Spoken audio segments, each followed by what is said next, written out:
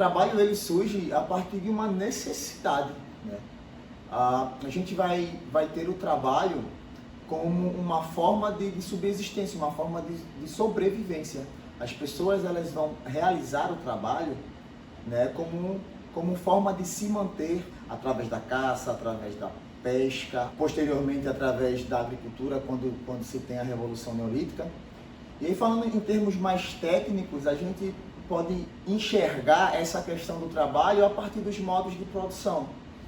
Os modos de produção são ao todo 5, né? O modo de produção comunal primitivo, o modo de produção escravista, o modo de produção asiático, o modo de produção feudal e o modo de produção capitalista, tá?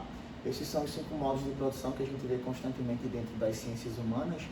E é só explicando um pouquinho o que é cada um desses modos de produção, tá? O modo de produção comunal primitivo, né? A gente traz como exemplo algumas tribos indígenas e nativas, né? Tribos indígenas nossas aqui do Brasil, tribos nativas, né? Povos nativos não só aqui do Brasil, como de outros locais mundo afora, onde a gente tem um padrão muito específico, né? Tudo que é produzido naquela comunidade é produzido e pertence ao grupo, né? Comunal primitivo, porque faz menção justamente a esses povos primitivos, esses povos pré-históricos, né? Que tinham esse sistema, um sistema mais baseado na caça, na coleta de frutos e na pesca, como os povos que viviam no período paleolítico, né? Na pré-história.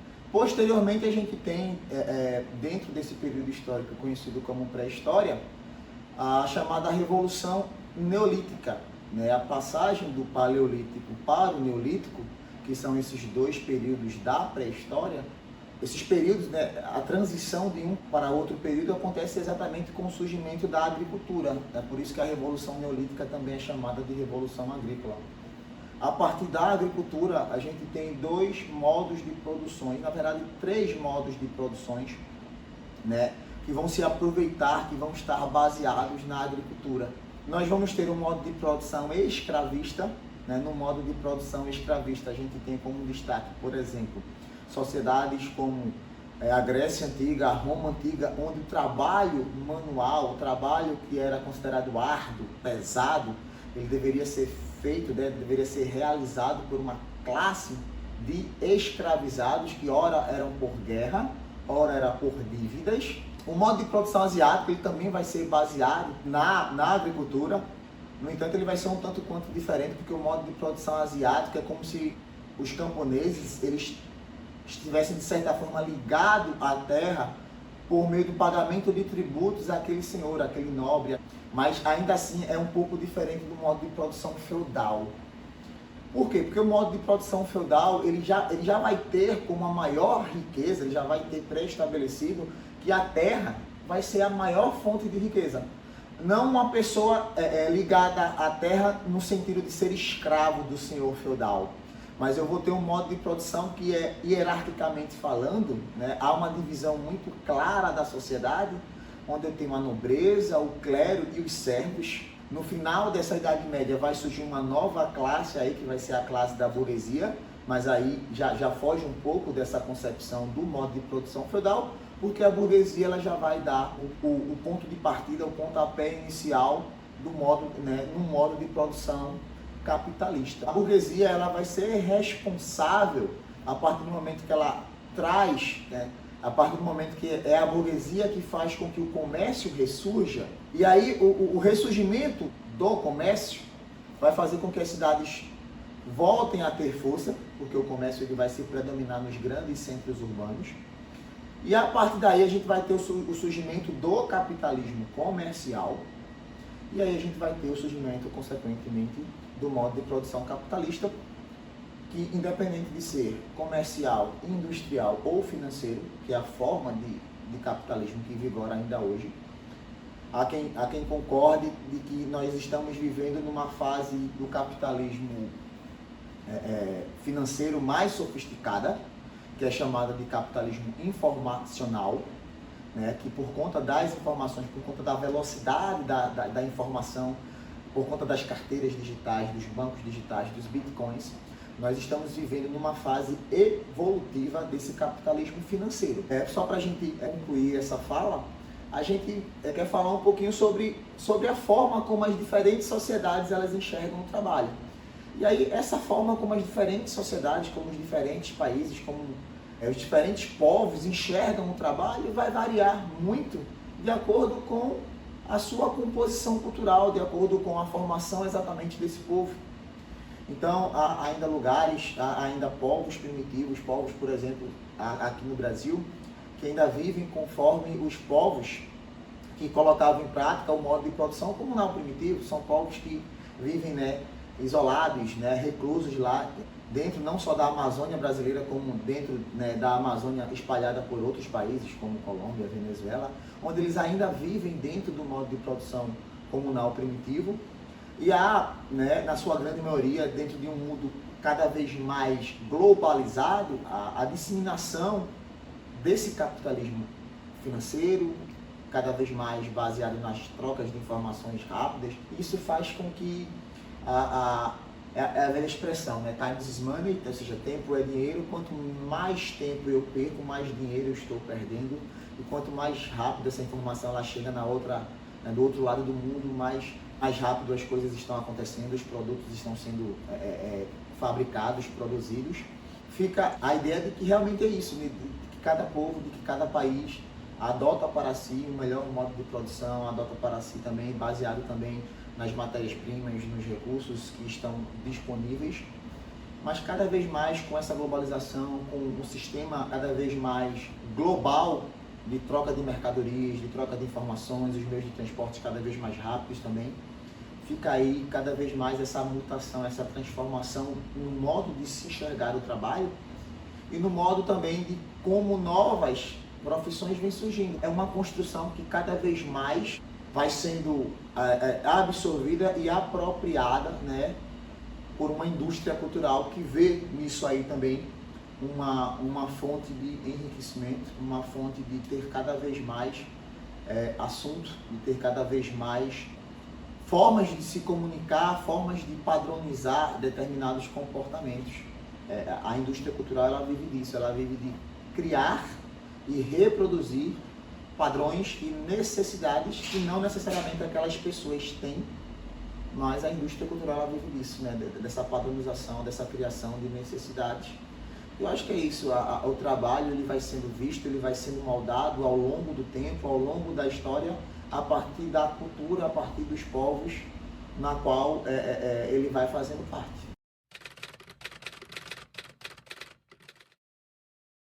Existe uma diferença entre a desvalorização do emprego e o desemprego. A desvalorização aconteceu, vou dar um exemplo, a questão do cobrador, um ônibus, por exemplo, cobrador de ônibus.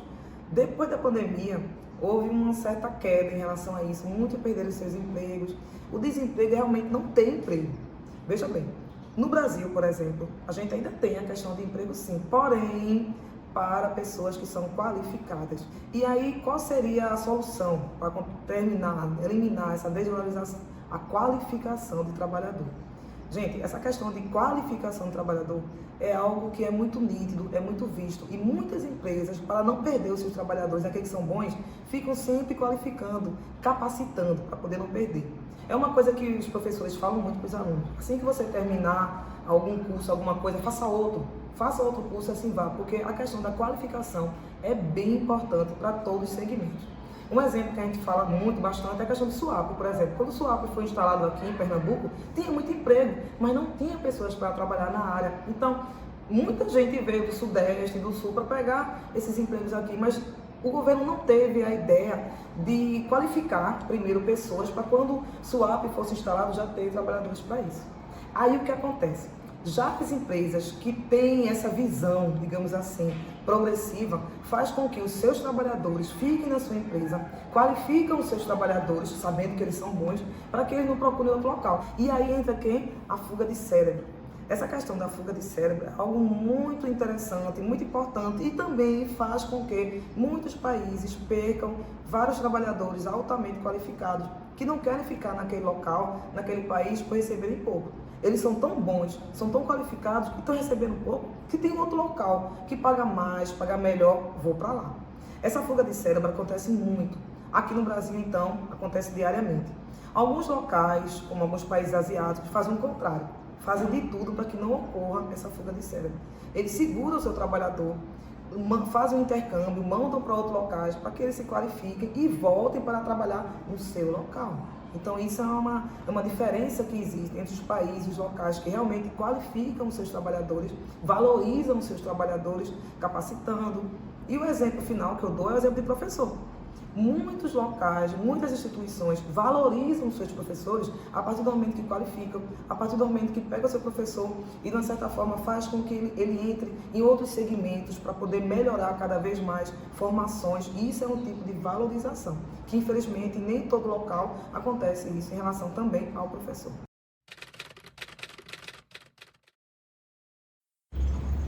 Bom dia, povo. Nem amanheceu ainda direito. Já estamos na área. Meu primeiro turno hoje. Um abraço. E aí, pessoal, mais uma hora de revisão. Mais uma missão aqui, ó, com a galera da Olimpíada de História. E o trabalho não para. Pronto, agora eu tô indo bater o ponto para reunião de pais e mestres. Como eu falei, o trabalho não para. Estou esperando agora chegar os pais para falar mal dos alunos. Ou para falar das notas dos alunos. Vem na coxinha aqui, ó, com meu amigo Antônio, vai fazer o café. Meu amigo Antônio é um anjo. Toninho. Aí ele vai fazer o café. E aí, meu povo? O intervalo da tarde terminou. Vamos seguir para a sala. E aí, pessoal, começando o segundo turno. Aqui, ó. Sala 15, meu apartamento. Quer me encontrar aqui no César Paulista? Vem no meu apartamento aqui de sala 15. Um abraço. Segundo René Descartes, o cogito permite que a razão humana não produza falsas ideias. E aí, galerinha, como é que vocês estão? Bom, iniciando agora o terceiro turno, né? Já tive o primeiro turno, o segundo turno e agora, para finalizar a noite, o terceiro turno. Um abraço. Pronto, galerinha, terceiro turno, agora cheguei em casa, ufa! Descansar um pouquinho para amanhã começar toda a rotina de novo. Vocês me acompanharam pela manhã, na hora do almoço, na hora do intervalo, na sala dos professores. É que cheguei em casa e olha quem está aqui do meu lado. Cadê o beijo do pai? Ai, meu Deus. Pronto, o outro é Benjamin, né? Foi com a mãe pra faculdade, já chega. Então, tchau, César News. Dá tchau pra galerinha. Tchau. Tchau, César News. Quando a gente aborda o desgaste mental aí causado pela relação com o trabalho, em contrapartida, a gente já está olhando aí que pontos seriam interessantes para que, ou enquanto até colaborador de alguma organização, ou enquanto empresa, a gente consegue traçar como estratégias para que esses índices não estejam tão crescentes como estão agora, porque a gente dê a esse colaborador uma forma de minimizar isso. Então, se a gente olhar em alguns dados recentes, também com a vinda da pandemia, onde a gente teve aquele trabalho home office, onde se confundiu tudo, né? O que é casa, o que é trabalho. Então, a gente vai se desgastando cada vez mais nesse processo, né? Fazendo essa separação. Com isso, né? A gente viu aí uma crescente nesse processo. Eu peguei alguns dados aí, dados da Previdência, tá? Então, viu que mais de 75 milhões de brasileiros foram afastados por decorrência de adoecimento mental. Então, já está falando, né? Dados da Previdência, aí as pessoas colocaram lá o atestado e começaram a receber o benefício, né? Se você tem dados da Previdência, porque você está vinculado a algo empregatício, CLT aí. Então, essas pessoas estavam trabalhando e precisaram se ausentar para cuidar aí desse adoecimento, né? Então, vê, 2021, um ano que a gente estava, de fato, na pandemia, então foram os dados trazidos pelo INSS, né, que é a Previdência. Mas o que é que a gente faz aí para que isso minimize essa situação? Que estratégias, enquanto colaborador, a gente pode adotar, enquanto organização também? Então, pensando do ponto de vista do colaborador, existem várias coisas que a gente pode fazer nesse processo. Uma atividade física auxilia muito em não ter o desgaste aí do adoecimento mental, né, esse desgaste, esse estresse relacionado com o trabalho. Planejar suas atividades, fazer uma boa gestão do seu tempo, conseguir organizar sua vida pessoal e sua vida profissional. Eu sempre saliento muito assim que a gente às vezes quer ser várias coisas, né? A gente é o profissional e a gente é o pessoal. A gente, na verdade, não é duas coisas separadas. Somos apenas uma única pessoa e nós temos papéis diferentes. Então, você é profissional, você é pai, você é mãe, você é irmão, você é amigo. E você também é uma pessoa aí querendo dar o seu melhor, ser produtivo no seu ambiente de trabalho. Então, a gente tem papéis diferentes. Então, quando a gente tem um planejamento, uma organização, e a gente consegue fazer esse equilíbrio da nossa vida pessoal com a nossa vida profissional, isso também favorece uma boa saúde mental, né? Que ajuda a não ter esse adoecimento. Ah, Kathleen, todo mundo está livre disso, fazendo essas dicas. É fato que você não vai adoecer? A gente não tem como mensurar, né? O adoecimento mental também não só está ligado ao ambiente, ao estresse no trabalho. Tem algumas questões genéticas, predisposições aí herdadas. Então tem vários fatores que o ambiente aí, em consonância com esses fatores, pode desencadear ou não esse adoecimento. Eu acho muito importante, enquanto alunos e ainda em formação nessa construção de identidade profissional, começar a pensar sobre isso, a ver como isso pode impactar na sua vida, na sua profissão, na sua vida cotidiana, na sua vida como um todo, né? Eu acho muito importante vocês estarem com essa temática. Então, a dica que eu dou é: cuide da sua saúde mental, pratique atividade física, faça algo que te dá prazer, né? Quando você estiver nesse processo de escolha profissional. Cuide da sua alimentação, do sono e faça uma coisa de cada vez. A gente vive numa sociedade onde demanda muito ansiosa, onde demanda várias coisas. A gente precisa cuidar da carreira, a gente precisa cuidar de várias coisas, precisa fazer inglês. Então vamos fazer uma coisa de cada vez e assim garantir aí uma boa saúde mental, né? Evitando esse adoecimento. Um dos princípios da educação é fazer com que os alunos, eles vivenciem a questão do mundo do trabalho. A educação, ela precisa preparar esse aluno para o mundo do trabalho. Com a reformulação do novo ensino médio, esse aluno ele é convidado a traçar ali, no módulo Mundo do Trabalho, traçar e iniciar uma jornada no autoconhecimento. É ali o momento em que ele vai reconhecer as suas características próprias, as suas vontades. É aquele período que você não é mais criança, mas você está iniciando ali a sua jornada para o mercado de trabalho. Então você precisa reconhecer o que é seu, as suas vontades. Então o autoconhecimento ela é uma ferramenta em que ela vai dar ao aluno subsídios para ele reconhecer a sua própria voz e sabendo quem ele é no mundo do trabalho, tá? Também tem a questão do mundo do trabalho, tem a vivência das profissões, em que esses alunos eles começam a pesquisar e entender quais são aquelas profissões que eles têm aptidão, que eles têm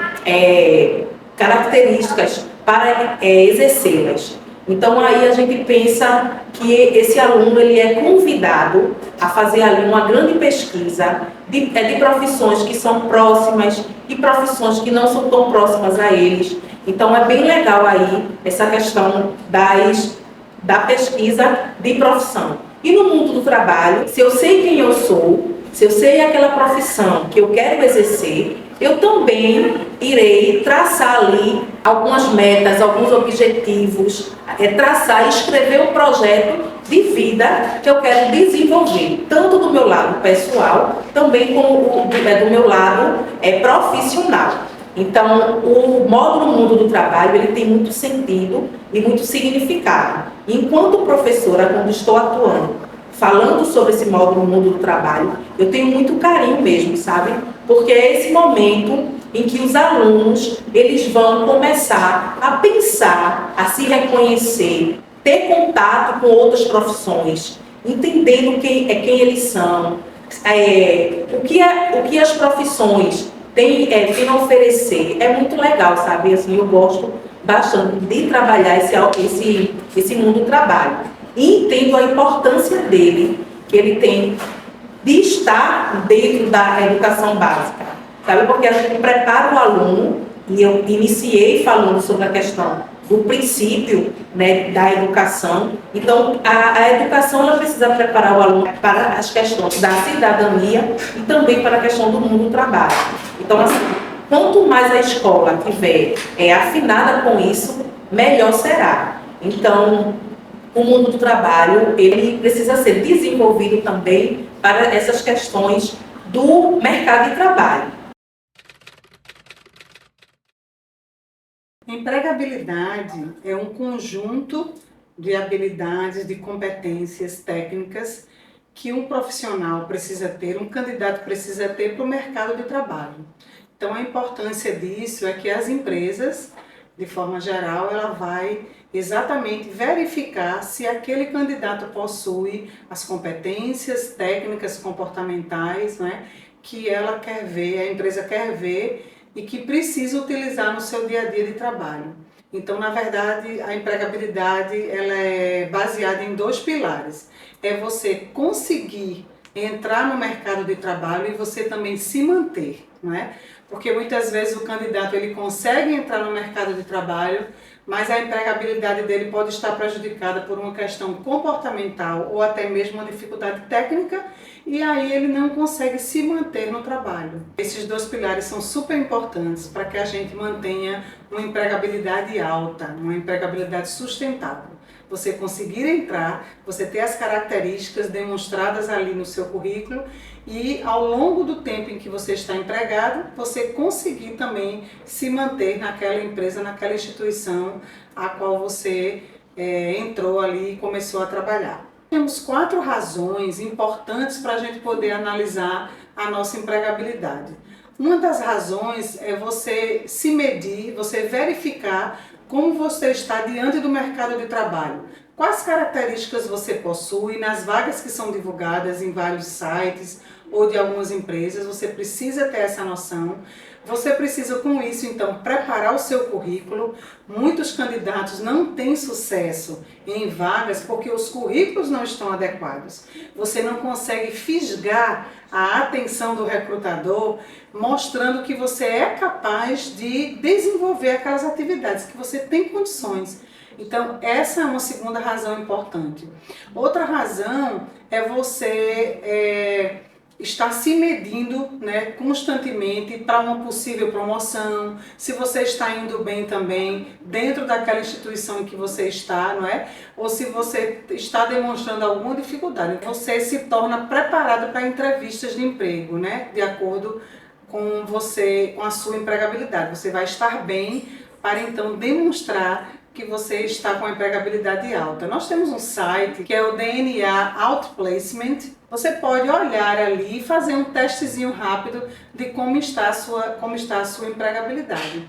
Então, esses fatores todos vão te ajudar, enquanto candidato para uma vaga, para você se perceber, se monitorar e se analisar como você está, como está a sua empregabilidade para o mercado de trabalho. São aspectos importantes, né? Porque às vezes a gente termina um curso ou teve uma experiência em alguma empresa, mas achamos que estamos prontos 100% com a empregabilidade boa. Mas existe uma expectativa que o mercado demonstra, então assim a gente precisa casar esses requisitos com o que nós possuímos. Aí sim, nós vamos estar com uma boa empregabilidade. Não esquecendo que o chá, não é? São as competências, as habilidades que você tem, não é? As competências técnicas, comportamentais que você tem, ela vai lhe trazer aí uma condição boa para que você possa estar no mercado de trabalho.